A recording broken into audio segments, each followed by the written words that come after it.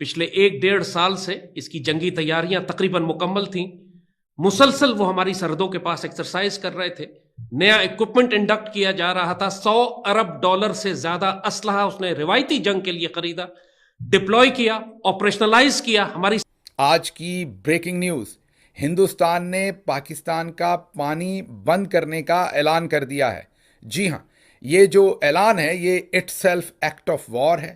آپ دوسرے لفظوں میں یہ کہہ سکتے ہیں کہ ہندوستان پاکستان کے ساتھ جنگ شروع کرنے کی حکمت عملی بنا چکا ہے، اور آج اس کا باضابطہ تو نہیں، ایک قسم کا اعلان کیا گیا ہے کہ ہندوستان کس طرف جا رہا ہے. آغاز کریں گے اس خبر کے ساتھ کہ بھارت نے پاکستان کے خلاف آبی جارحیت کرتے ہوئے پاکستان سے سنتاس معاہدہ فوری طور پر معطل کرنے کا اعلان کر دیا ہے.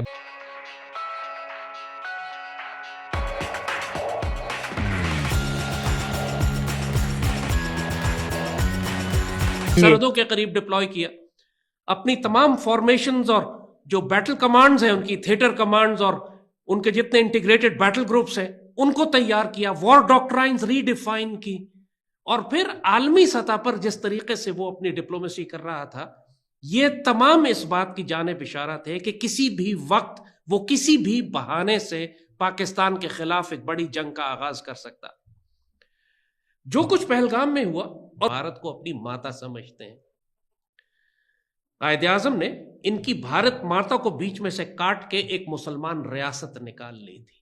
یہی 2 نیشن آئیڈیالوجی تھی. اسی بات کا ذکر آرمی چیف نے کیا تھا، جس پر پورے بھارت کو اتنی آگ لگ گئی کہ ایسا سپہ سالار کیوں آ گیا جو پاکستان کی نظریاتی اور روحانی اساس پر ایمان رکھتا ہے.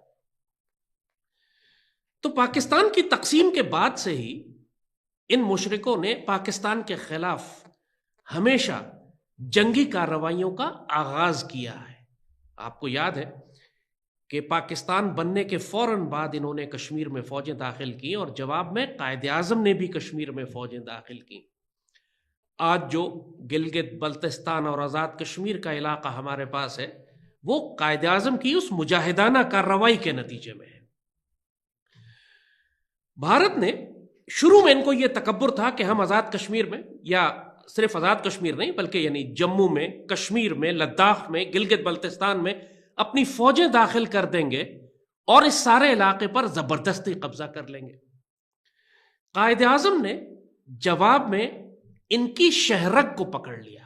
جو مجاہدین داخل کیے، اسکاؤٹس داخل کیے، گلگت بلتستان کے اسکاؤٹس، چترال اسکاؤٹس، جو بھی پاکستان آرمی کے ایلیمنٹس اویلیبل تھے ان کو داخل کیا.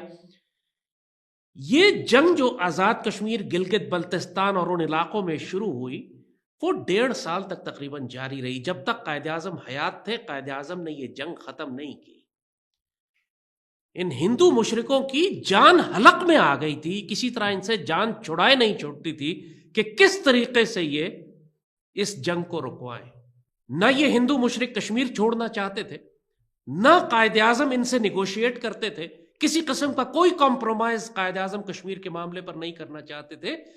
تو مجبوراً یہ جنگ ان ہندوؤں کو لڑنی پڑی جب تک قائد اعظم زندہ تھے. اور جیسے ہی قائد اعظم کا انتقال ہوا، یہ فوراً چیختے چلاتے بھاگے اقوام متحدہ میں عالمی طاقتوں کے پاس کہ ہمیں بچاؤ.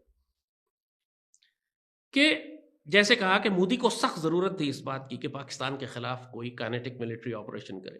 اگر یہ پاکستان کا کسی علاقے پر قبضہ کر لیتے ہیں، اگر یہ آزاد کشمیر کا یا گلگت بلتستان کے تھوڑے سے علاقے پہ بھی قبضہ کر لیتے ہیں، تو یہ اس کے لیے ایک بہت بڑی بات ہوگی. ان کو آئندہ کے لیے کنفرم ہو جائے گا کہ نہیں، بی جے پی کی اور مودی کی حکومت یہ انڈیا میں رہے گی، اور پاکستان کو یہ ذلیل کر سکیں گے، اور اپنا ان کی امیج اور کریڈیبلٹی بڑھ جائے گی، اور جو ملک کے اندر ان کے خلاف غصہ ہے وہ ذرا قابو میں آ جائے گا. آ چکی.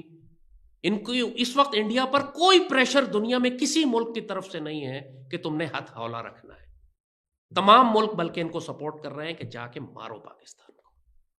لہٰذا وہ جو انٹرنیشنل پریشر ہے، پاکستان کے پاس بھی اس وقت کوئی انٹرنیشنل لیوریج نہیں ہے کہ جس کو ہم استعمال کر سکیں انڈیا کے خلاف.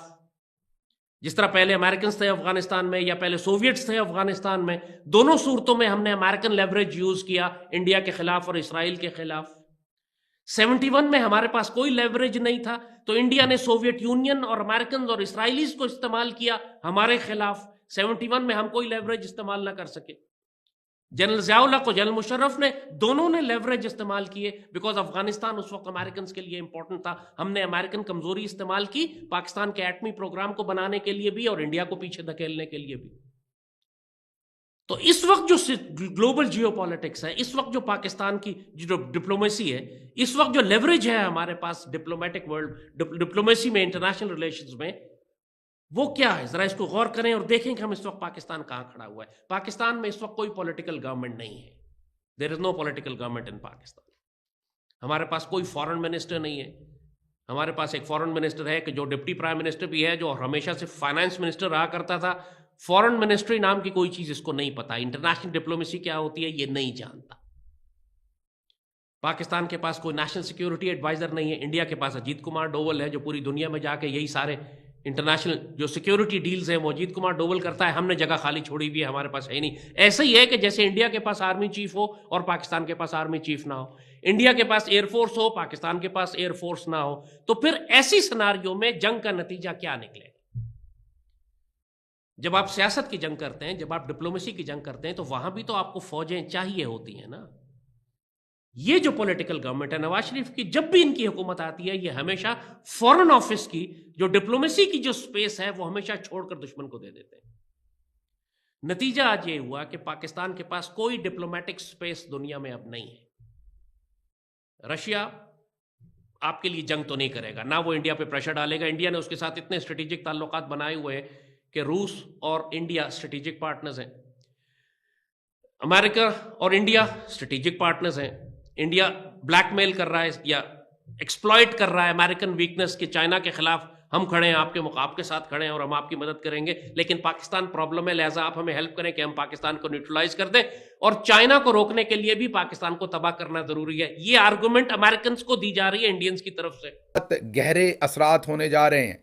पूरे साउथ एशिया के खित्ते पर इसकी बहुत गहरी रेमिफिकेशंस हैं. जो हिंदुस्तान के अंदर हुआ है 2 दिन पहले, और आज उसका जिस किस्म का रिस्पॉन्स हिंदुस्तान दे रहा है. तो आज इंडिया में जो उनकी नेशनल सिक्योरिटी की कमेटी, उसका इजलास हुआ. इससे पहले हम आपको बता चुके हैं कि 2 दिन पहले मकबूजा कश्मीर के इलाके पहलगाम में एक दहशतगर्दी का हमला हुआ, जिसमें 27 से 28 लोग जो हैं वो हलाक हुए. और उसके बाद नरेंद्र मोदी जो वज़ीर आज़म हैं हिंदुस्तान के, उन्होंने अपना सऊदी अरब का दौरा जो है उसे शॉर्ट किया. कुछ दिन उसमें से कैंसिल किए, फौरी वापस पहुंचे. एयरपोर्ट पर ही उन्होंने सिक्योरिटी का इजलास किया, जिसमें कोई वर्दी वाला जनरल या कोई फौजी एहलकार नज़र नहीं आया. उनकी तमाम पॉलिटिकल जो उनकी लीडरशिप थी वो बैठी हुई नज़र आई. उसके बाद उनके और भी जो इजलास हुए और उसकी फुटेज आई, उसमें तमाम उनकी सिविलियन लीडरशिप ने बैठकर मामलात डिस्कस किए. जाहिर है उन्होंने अपने आर्मी चीफ और फौजी जो ओहदेदार हैं उनसे भी इस पर राय ली होगी, लेकिन फोर फ्रंट पर उनकी पॉलिटिकल लीडरशिप फैसले करती हुई नज़र आई. और आज उन्होंने बहुत ही ख़तरनाक ऐलान कर डाले हैं. 5 ऐलान किए हैं, जिसमें सबसे पहला ऐलान उन्होंने ये किया है कि हिंदुस्तान जो है वो अब जो इंडस वाटर ट्रीटी है उसको सस्पेंड कर रहा है. जी हाँ, उन्होंने उसकी सस्पेंशन कर दी है. अब ये इंडस वाटर ट्रीटी, जिसे हम उर्दू में सिंध तास मुआहदा कहते हैं, ये 1960 में ये मुआहदा हिंदुस्तान और पाकिस्तान के दरमियान हुआ था. और कहा जाता है कि अभी तक जो 75-70 साल की तारीख है जब से पाकिस्तान आज़ाद हुआ, जो हिंदुस्तान और पाकिस्तान के दरमियान जो भी कोई डॉक्यूमेंटेशन हुई, मुआहदे हुए, उसमें ये सबसे तगड़ा मुआहदा था. ये मुआहदा 3 जंगों के बावजूद ना टूटा.